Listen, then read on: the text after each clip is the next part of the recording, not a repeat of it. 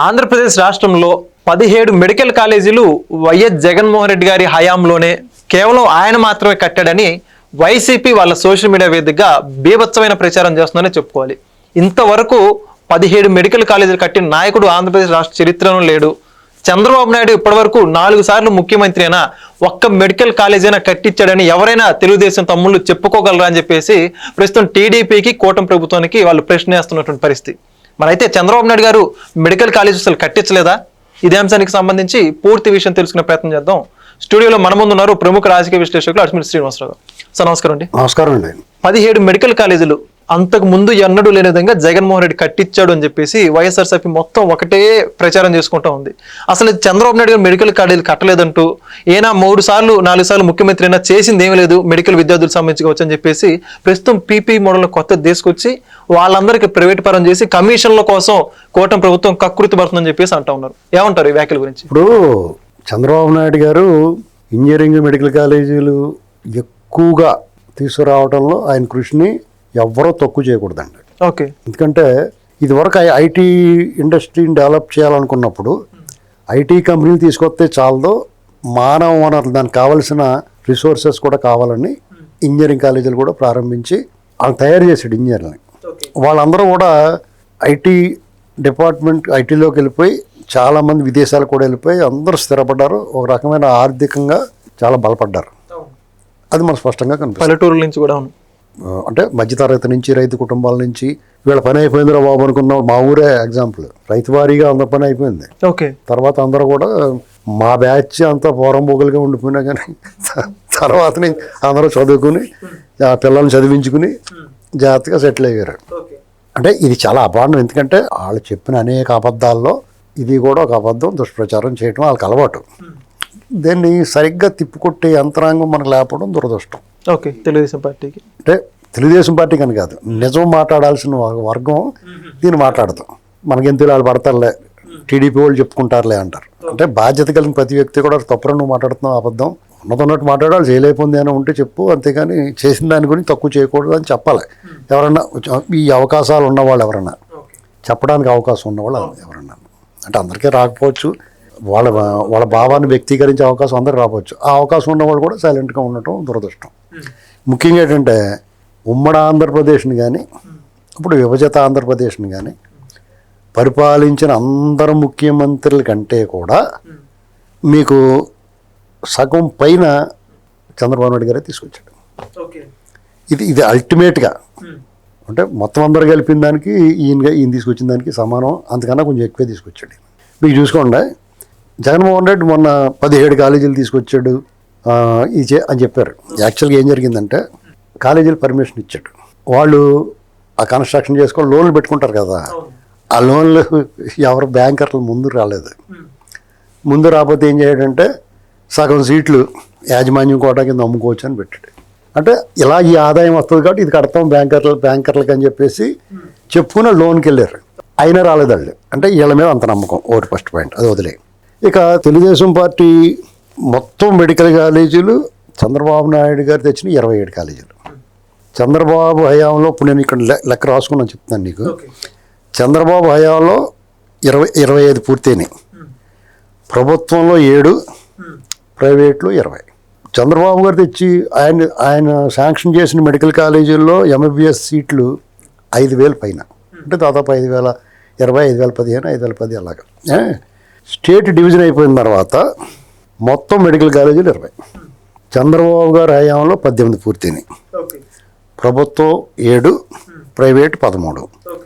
కాంగ్రెస్ హయాంలో 2004 నుంచి 2013 వరకు మొత్తం మెడికల్ కాలేజీలు 8, ప్రభుత్వం మెడికల్ కాలేజీ 3, ప్రైవేట్ మెడికల్ కాలేజీలు 5.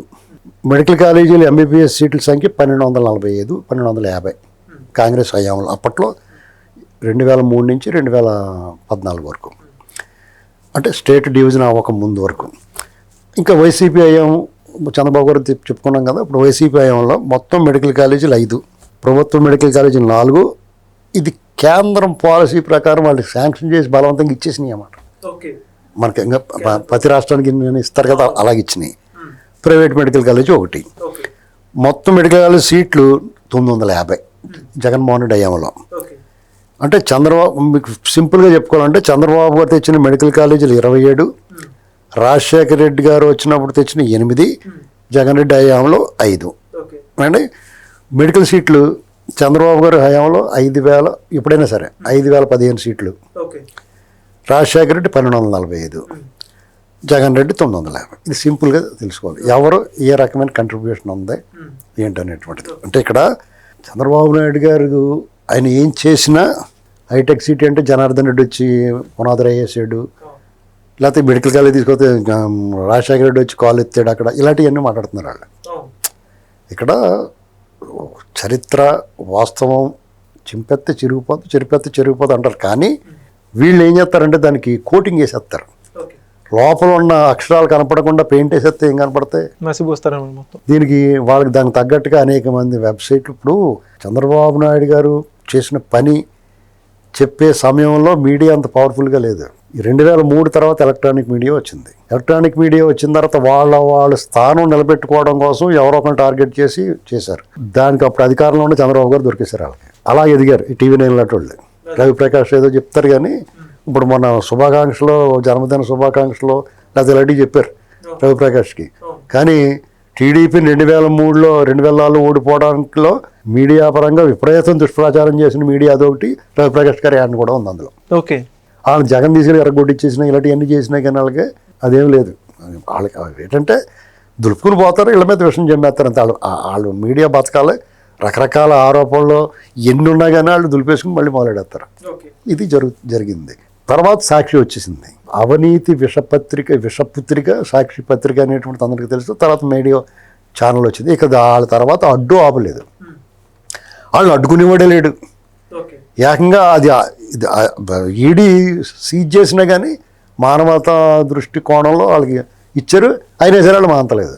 ప్రభుత్వం మారిన తర్వాత ఏదో చేస్తారో వీళ్ళని అడ్డుకట్టేస్తారు అనుకుంటే అలా వీళ్ళు అడ్డుకట్టేయట్లేదు. వీళ్ళు ప్రజాస్వామ్యతంగా పోతున్నారు. ఇది ఆంధ్రప్రదేశ్లో క్యాడర్ కొంచెం అసంతృప్తి ఉంది, జనం ఏంటి ఇలా జరుగుతుంది అనుకుంటాం. కారణం ఇదొకటి, వాళ్ళకేంటి సరిగ్గా కడుపు నిండా అన్నం పెట్టలేదని, లేదా పథకాలు ఇవ్వట్లేదని, అభివృద్ధి చేయట్లేదని ఎవరికి బాధలేదు. వీళ్ళు చేసినా బాధపడరు, చేయకపోయినా బాధపడరు. వాళ్ళందరి దృష్టి ఏంటంటే జగన్మోహన్ రెడ్డి వాళ్ళ గ్యాంగు రాష్ట్రం మీద పడి కాలకేళ్ళ దోచుకున్నారో, దుర్మార్గం చేశారు, అరాచకం చేశారు, దుష్ప్రచారం చేశారు, నోటుకొచ్చినట్టు మాట్లాడారు. వాళ్ళ మీద చర్యలు ఎందుకు తీసుకోవట్లేదు అనేటువంటి బాధ ప్రతి 90%లో ఉంది. ఈ బాధ వాళ్ళకి తీరట్లా, సరిపోవట్లా. నిజంగా వీళ్ళు కేసులు పెట్టారు, అరెస్టులు చేస్తున్నారు, ఇవన్నీ చేస్తున్నారు, అది సరిపోవట్లా. వాళ్ళు రగిలిపోతూ ఉన్నారు. ఇది కారణం ఏంటి, ప్రభుత్వం ఇంత బాగా చేస్తున్నా కానీ ప్రభుత్వం మీద ఎక్కడో చోట అసంతృప్తి వస్తుంది. రకరకాల కారణాలు వెతుక్కుని తిడుతున్నారు.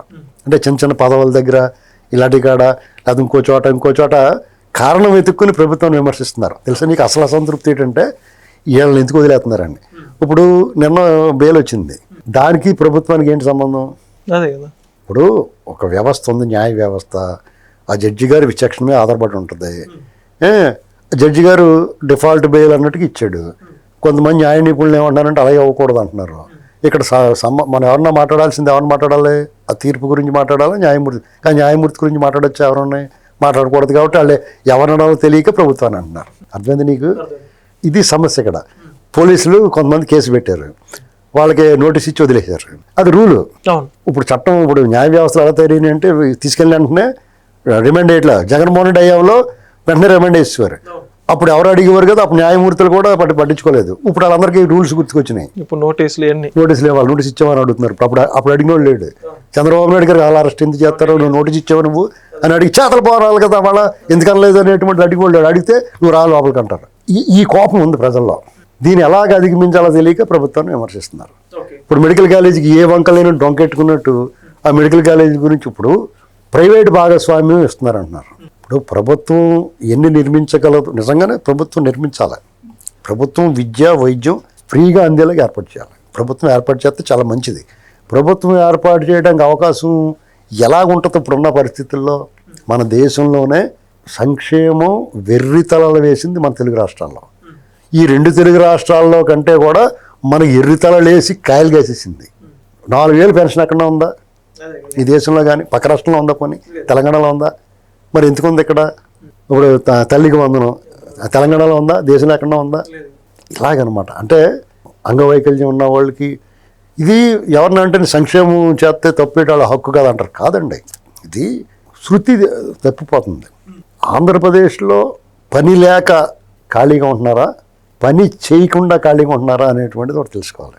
అంటే ఉపాధి నిజంగా పని లేక ఉన్నారనుకో అది వేరే, పని చేయక ఖాళీగా ఉంటున్నారా, ఉపాధి మార్గం ఏంటి? ఇది చాలా ప్రమాదకరమైన పరిస్థితి. దీన్ని ఎవడో టచ్ చేయడు. ఎందుకంటే రాజకీయ పార్టీలు డెఫినెట్గా ఈ సంక్షేమ పథకాలను ఆపాలండి, దోలు తీరిపోతుంది, ఆఫ్ ది రికార్డ్స్లో మాట్లాడతారు తప్ప. నేను ఒక ఇన్సిడెంట్ జరిగింది. ఒక చోట ఒక శాసనసభ్యులు వాళ్ళ నియోజకవర్గంలో పర్యటనకి వెళ్ళారు. పర్యటనకి వెళ్ళినప్పుడు అంటే మెడికల్ కాలేజీకి దీనికి సంబంధం లేదు, కానీ నేను చెప్తున్నాను, ఎందుకు చెప్తున్నానంటే మెడికల్ కాలేజీలు ప్రభుత్వమే ఎందుకు చేయలేకపోతుంది అనేటువంటి దానికి ఇది ఒక కారణం ఉంటుంది. ఒక అతను వచ్చాడు, వాడు ఎద్దులో ఉన్నాడు, వయసు అయిందో 67, 65 ఉంటాయి, మంచి తొక్కలా దిట్టంగా ఉన్నాడు, గళ్ళ లుంగి కట్టుకుని పైన బనీన్ వేసుకున్నాడు, తుండు వేసుకుని వచ్చాడు, మీసాలు కళ్ళు ఎర్రగా చింతనిప్పులో ఉన్నాయంట. అతను ఆ శాసనసభ్యుడిని డ్రింక్ చేసి ఉన్నాడు. అతను శాసనసభ్యులు, నమస్కారం అండి, నాకు పెన్షన్ రావట్లేదండి అన్నాడు. ఇదేంటి నీకు పెన్షన్ రావట్లేదు, నీ ఏజ్ ఉంది కదా ఏంటని చెప్పేసి పక్క వాళ్ళని అడిగి ఇతను పెన్షన్ రావట్లేదు చూడండి అంటే వాళ్ళు చెప్పారంట ఇమీడియట్గా. ఉంటారు కదా గ్రామంలో ఇరుగు పొరుగు కదా, గ్రామంలో పనిచేసే వాళ్ళు, సచివాలయం వాళ్ళు, వాళ్ళు ఎమ్మెల్యే కూడా ఉంటారు కదా, వాళ్ళు చెప్పారు ఏదైనా వాళ్ళ ఇంట్లో వాళ్ళ మిస్సెస్కి వస్తుందండి, ఇంటికి ఒకటే ఇస్తారు కదా, అందుకని ఇతను రావట్లేదండి అన్నారు. మరి మీ ఇంట్లో వస్తుంది కదా అంటే నాకు వికలాంగుల దాంట్లో ఇవ్వండి, నేను సర్టిఫికేట్ తెచ్చుకుంటాను అన్నాడు. సర్టిఫికేట్ ఎలా తెచ్చుకుంటాను, వికలాంగుల కోటాలో ఇవ్వండి 15,000 అన్నాడు. అంటే 6,000 ఒకటి ఉంది, 40% ఏదో శాతాలు పెట్టారు అంగవైకల్యంలో. పూర్తిగా 2 కాళ్ళు 2 చేతులు లేని వాళ్ళకి, పూర్తిగా అంగవైకల్యం ఉండి ఏ రకంగానూ వాళ్ళు జీవనోపాధి కూడా రూపాయి సంపాదించుకోలేకుండా మంచం మీద బెడ్ రెడీ అయిన వాళ్ళకి 15,000 ఇవ్వటం అనేటువంటిది ధర్మమే. అది అబ్నార్మల్ అయినా సరే ధర్మమే. దానికోసమని ఎవరో ఒకరు చూస్తారు సంరక్షణ. 6,000 అనేటువంటిది ఎక్కడా లేదు ఈ దేశంలో.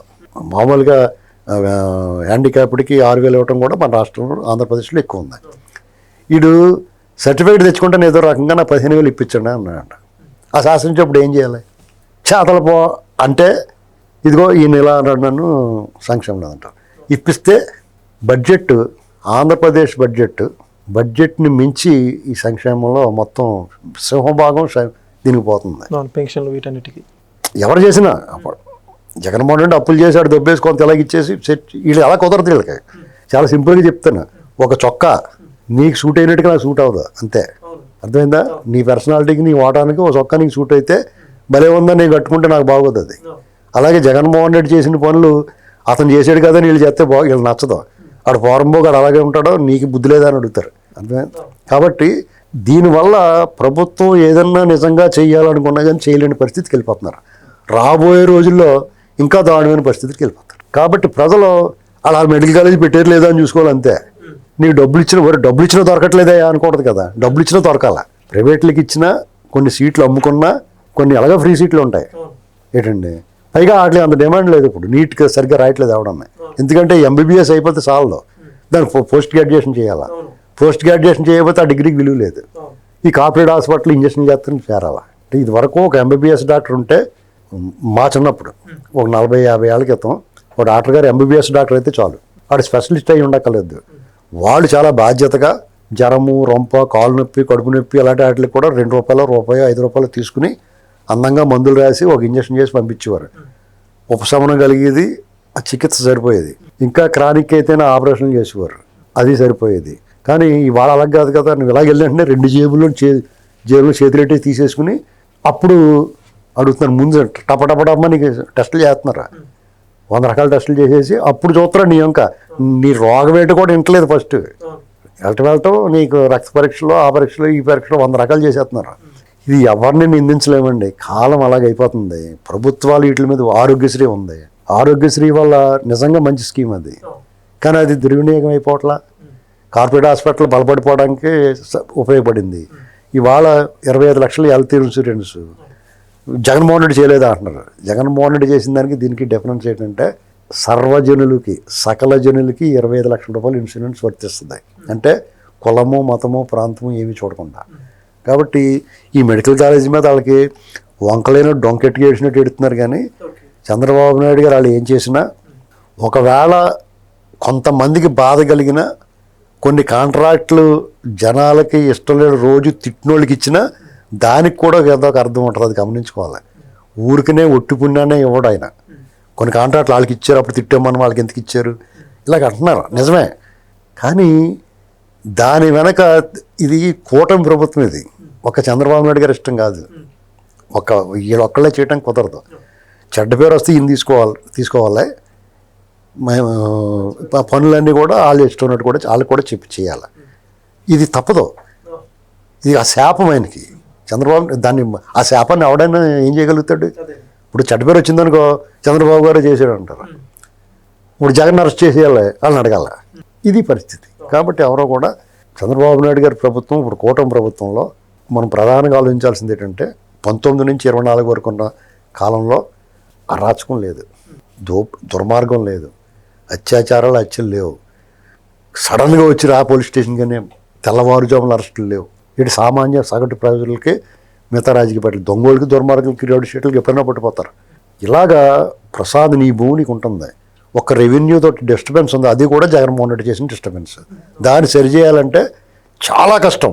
వీళ్ళు తలమూలకి లేకపోతే ఎంఆర్ వాళ్ళకి విఆర్ వాళ్ళకి మంచి పిండేసుకుంటున్నారు వాళ్ళు. దాని మీద దృష్టి పెట్టాలి వీళ్ళు. మెయిన్ రైతులకు ఇబ్బంది పడుతున్నారు, ఆ దృష్టి పెట్టాలి వీళ్ళు. ఇలాంటి కొన్ని సమస్యలు ఉన్నాయి. ఆ సమస్యలు ఎవరి వల్ల వచ్చినాయి? అతని వల్ల వచ్చింది. దాన్ని వీళ్ళు సరి చేయడానికి తలప్రాణం తోక్కొస్తుంది. ఒక పక్కనే సంక్షేమం చూసుకుంటా, ఇంకో పక్కన అభివృద్ధి చూసుకుంటా, వీళ్ళ మార్పు కనపడాలి. ఆ మార్పు కనపడాలని చెప్పేసి వీళ్ళు చేసే ప్రయత్నం ఉంది కదా, ఆ ప్రయత్నంలో కొంత ఇలాంటివన్నీ ఆలస్యం అవుతూ ఉంటాయి. అంచేత జగన్మోహన్ రెడ్డి వాళ్ళు ఏదైనా మాట్లాడతారు. ఉల్లిపాయలు కొంటున్నారు వీళ్ళు, అయినా సరే బాబు అయిన ఆత్మహత్య డ్రామాలు ఆడుతున్నారు. వికలాంగుల పెన్షన్ విషయంలో చెయ్యానికి పెట్టుకుని డ్రామాలు ఆడాడు. వాళ్ళు అలా ఆడటం వల్ల ఏమో తెలుసా, నిజమైన సమస్య కూడా వాళ్ళు మాట్లాడితే కూడా నమ్మరు ప్రజలు. ఆవు పులి కథ, నాన్న పులి కథ ఉంటుంది కదా, ఆ కథ మాదిరి అయిపోద్ది. అది గుర్తుపెట్టుకోవాలి. Thank you sir. Please subscribe to Leo News for more videos.